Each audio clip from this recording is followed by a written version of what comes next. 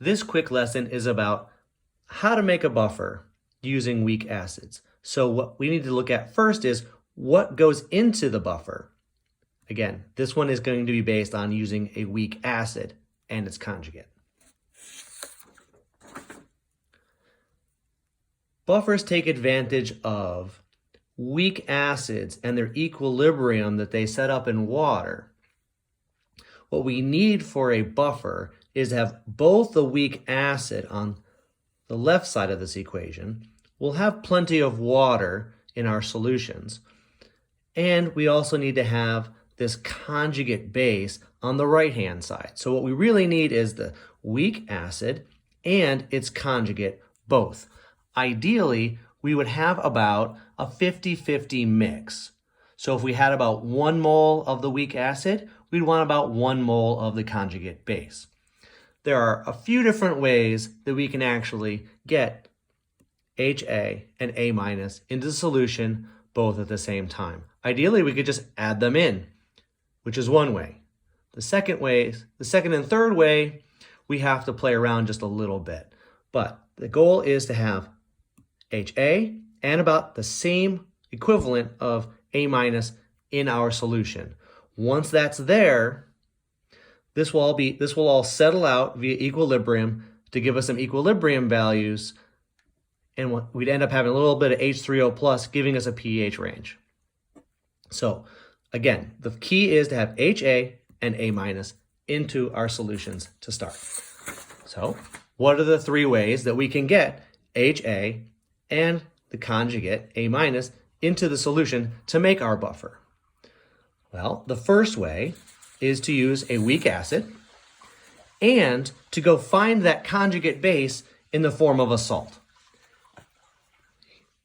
So, for instance, if we have HA, a weak acid, we would want to go find some A-, but you can't go find that anion just on the shelf by itself. So what we're going to do is we're going to find the ionic version of this all tied up in a salt. So something like sodium with this anion, potassium with this anion, maybe lithium with that anion. Typically group 1 salts. Why group 1? Well, when you put these into water, they will dissociate and you will get the sodium ion or potassium ion and the anion floating around in water. Now, why is that important? Well, because the sodium ion is just a really good spectator. It's going to hang out and not do much. But it will give us our A-, and then we can combine that with our weak acid. There is our buffer. So let's do an example. An example would be acetic acid. That is our weak acid. We could go find that on the shelf. We could use the acetic acid from vinegar, wherever we're going to do it. Weak acids tend to be readily available. We can buy that, make a solution out of them. But again, what else do we need? We need the acetate ion. Well, I can't just go find acetate ion. So what would I like to have? Maybe some sodium acetate. So I go find some sodium acetate. It's very soluble and relatively cheap, which is great because if I take my weak acid and add that into my buffer, well, then I can take some sodium acetate, add that into my buffer. That will dissociate and it will give me my acetate ion. So I have my weak acid and the conjugate base into my buffer solution. That is probably one of the easiest ways. Remember, I want about a 50-50 mix. So if I had 1 mole of the acetic acid, I'd want about 1 mole of sodium acetate. The second way is to use a weak acid, but maybe I can't find the salt. So maybe I have a hard time finding the A-. Like, what if I didn't have any acetate ion? What if I didn't have any sodium acetate? What do I do then?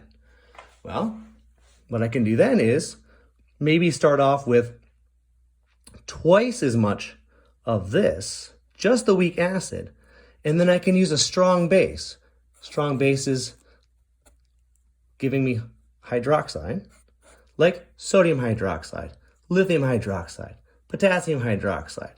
And then what's going to happen is that hydroxide ion is going to steal that H+. And when you steal this H+, what are you left with? A-.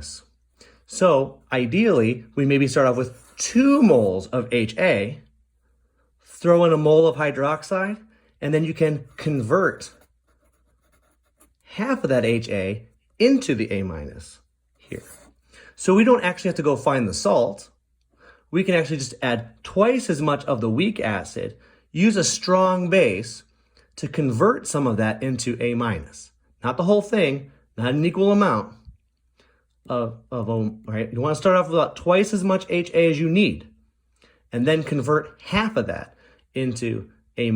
Again, so about maybe 2 moles of HA, convert 1 mole over into A- by using that strong base to strip off one of those H+. So an example of that would then be if I used acetic acid, and then I used a little sodium hydroxide. Sodium ion's a spectator. This hydroxide is going to steal this H+, converting half of that into the acetate anion. What does this become? That just becomes water and does nothing to our equilibrium. Right? So, but again, to do this properly, you need twice as much of the weak acid, and then you convert half of it into the anion, leaving you with a 50-50 mix. The third way, and not really the most common way, is to start with a salt and then convert half of that salt into the weak acid. Notice it says salt and a strong acid. So this case, I'm starting with the conjugate base, and then I want to give it an H+ from the strong acid. What strong acid would we use? Maybe a little nitric acid, maybe a little hydrochloric acid, something like that. What's that going to do? It's going to give it an H+. So what we'll do is we'll convert that into HA. There's your weak acid. There's your conjugate base. You now have a buffer. So let me give you an example. Maybe I want to use the fluoride ion. Well, guess what? Hydrofluoric acid, HF, isn't something that I can get, very easily even from a company. That stuff is really toxic. So if I wanted to use HF as my acid in my buffer, I wouldn't be able to buy that very easily. But I might be able to go get some sodium fluoride off the shelf. That dissociates into the sodium ion, spectator, and fluoride. And then I can convert half of that into my HF for a 50-50 mix. What do I use? Again, I'd use something like nitric acid, hydrochloric acid, something that is strong that will just donate some H+ to my conjugate base to make some of the weak acid. Right? There's my weak acid, there's my conjugate, I have a buffer.